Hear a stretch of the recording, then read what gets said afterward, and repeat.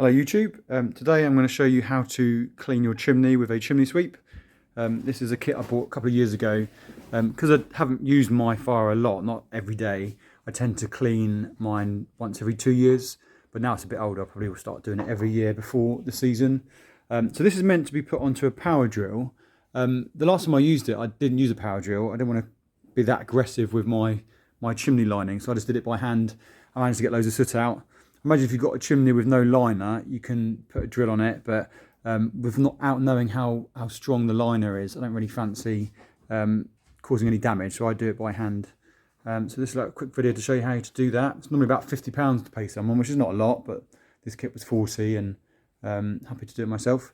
So the first thing, obviously, clean out your fireplace and put down some sheeting. It shouldn't be too messy, but just in case, if that black soot gets on your carpet, you won't get it out. So the first thing is that as you look in to the fireplace, there is no access, but there's a small access panel that you remove to go up through this lining. Now, as you can see, mine is two 45-degree angles, but these pipes are so flexible that it's not much of an issue at all. So the first thing is to remove this panel, which you can't really see inside, but it's a piece of metal that goes up and across. So you lift that up and it should come out. Just takes a bit of manoeuvring. And there you go, you manoeuvre it and the front dips down. So it just takes a bit of manhandling to get it out. So this wouldn't come out with these heat-proof blocks in. I can't recall what I did last time, whether I removed them and took the metal plate out, or if I left it in. Now, as you can see, there is an access panel just there, so I think it's going to work with this down. 2 years ago I did this. I can't recall if I removed it or not, so initially I'm going to try and not remove it. This is what we've got. So each of these poles are about 1 metre long. Just a simple head that goes on the top. It's a little filament there that holds it in place, and I'm just going to turn it by hand.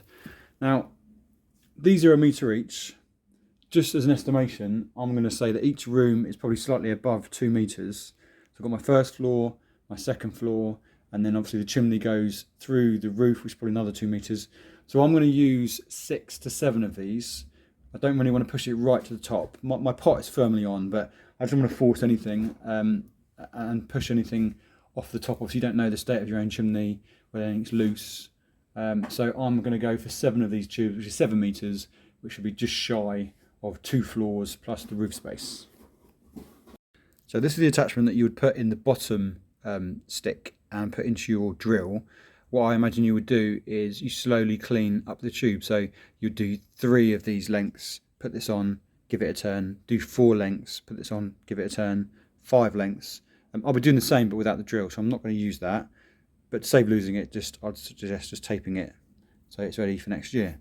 So these have a male insert that literally just go in the end just there. So now we're going to see whether I need more of an angle. It's not too bad. I mean, if this was removed, it means I could come down here, but they're meant to be flexible anyway, so coming in at this angle should be fine. So getting past that first 45 was pretty easy.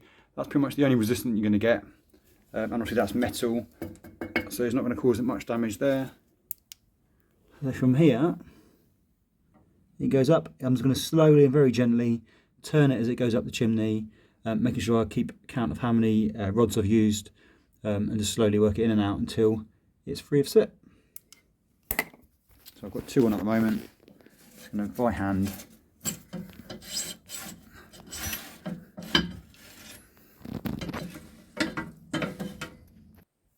So that's now 3. Just turning. I just don't think you need a drill for this. I think it's going to be more likely if you've got a brick chimney that's quite old. That's 4.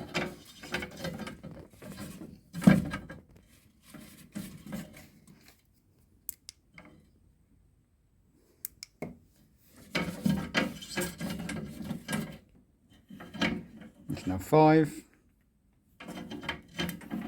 It's hard to twist with a phone in my hand, but what I'm doing is using 2 hands and just twisting like this.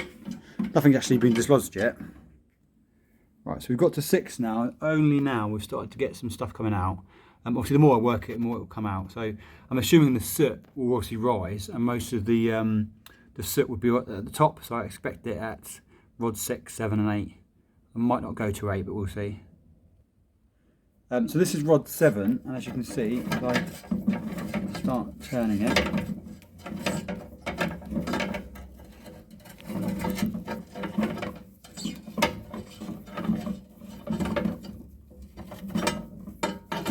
there you go. So it's at the top, around rod 7. This is 7 meters high. It's coming out. There you go.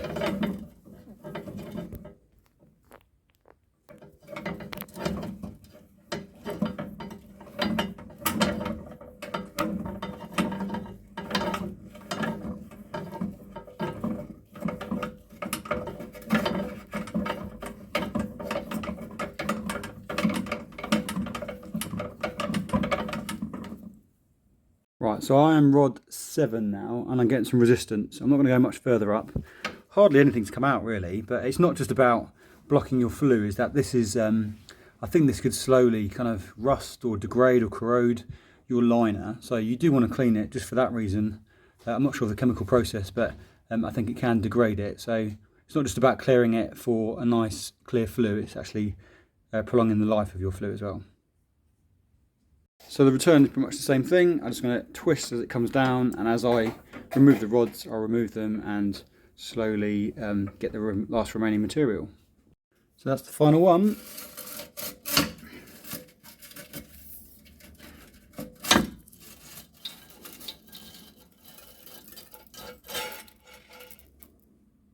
Yeah, so now I've got a torch. You can get a better view of how you remove this plate. You simply got these little studs here that keep it in place.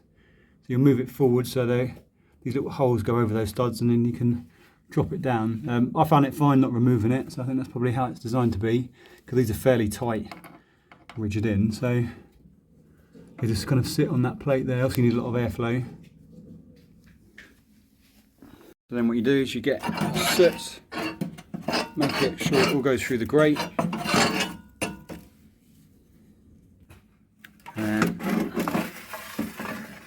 That's what we removed. So it's not a lot, but enough that could have caused damage in the long term. And we are all done. Thank you for watching.